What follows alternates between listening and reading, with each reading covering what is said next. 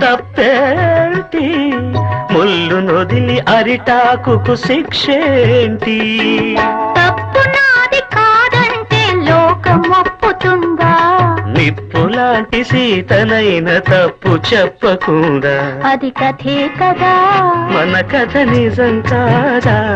అది కథే కదా, మన కథ నిజం కాదా?